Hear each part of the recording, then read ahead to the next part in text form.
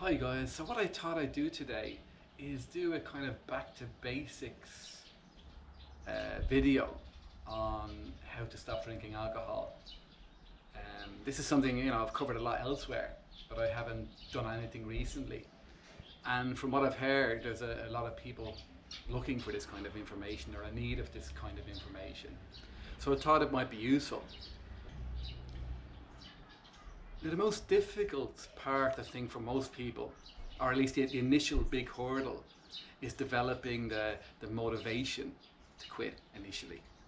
And we can kind of go through this stage of really wanting to stop and know that it's the best thing for us to do, and yet feel unable to do that. And I was certainly in that place for a very long time, and I was actually in that position many times. And it's really horrible because I think, for a long time we can have this belief, well, if I wanted to quit drinking, I would just quit drinking. But then a time comes when we just reach this point where we believe that that's not even an option, that we desperately want to stop, but somehow feel unable to. And that's the point when we kind of realize that we're in trouble and that we need some kind of help, or that something needs to change to get us to quit.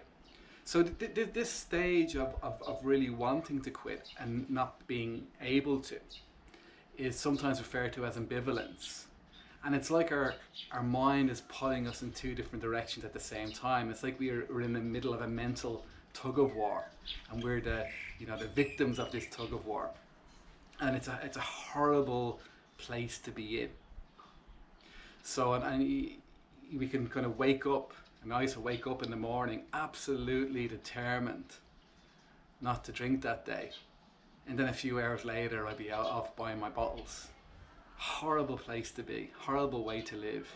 And I'd be making, for years I'd made promises to people that I'd quit. And I'd half mean them.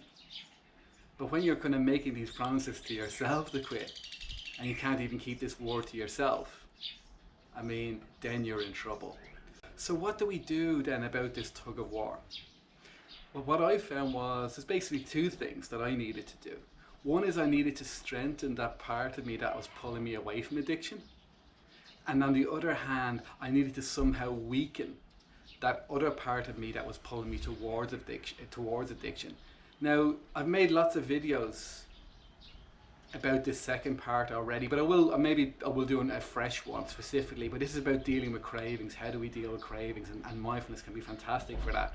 So I think today maybe the best thing would be to focus more on the how do we increase that motivation, and we'll go back to the other how to deal with cravings elsewhere. One of the problems I think a lot of us have is that we rely on negative motivations to quit alcohol or any drug. This could be about any drug that I'm talking about here, but it's usually we're dependent on these kind of negative motivators, which is usually kind of fear-based. And it's usually these negative motivators that get people actually to quit. And a lot of the people I work with in rehab, that's what's happened. Their life has got so bad that they just have to do something. And negative motivations can be very good in the short term. And it's kind of like you've reached a point where the pain of going on is just far outweighs the pain of continuing, so your mind just has to stop. And that can be a very good place to be in. The problem with these fear-based motivators though is that they tend to be short term. That the thing about fear and with pain is eventually you just start to feel better. And then that motivation is just kind of pulled away. So what we really need is a better kind of motivation, one that's going to stand the test of time. And for me, what I found the best motivation to get me to quit was the motivation that got me going in the first place, the reasons why I drank in the first place. And when I look back, I discovered, and I found the same is true for most people, that we do these things initially for a reason. That there was something about alcohol that was offering us a solution, and we kind of grabbed onto that solution. And we kind of find it does certain things, like maybe it makes us, for me, it made me feel more comfortable in my own skin. It also allowed me to feel more comfortable around other people. and it gave, you know, life this kind of magical quality. Life just seemed a lot more interesting when I was kind of had a few beers in me. So, and what would happen is I would, you know, when things got so bad, I would stop. I would stop. But those old problems would still be there. And because they were never really resolved sufficiently, that would be a reason to go back again.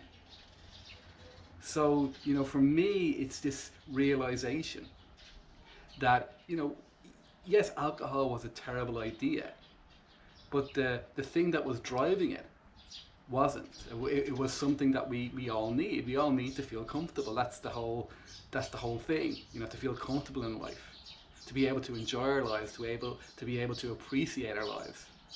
And if we can't do that, it's hard to continue without resorting to something.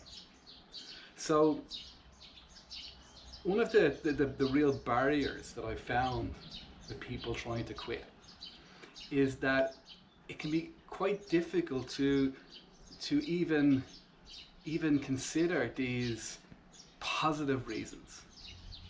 See, we're trapped in a mind that's become incredibly toxic and negative, and it's kind of really focused on all the bad stuff, all the bad things, and it can make it seem impossible that there's anything better. It can make it seem impossible that we're going to be able to quit. It can make it seem impossible that we even deserve anything better. You know, we can be so full of guilt and shame and remorse and all of this stuff, and it's poison.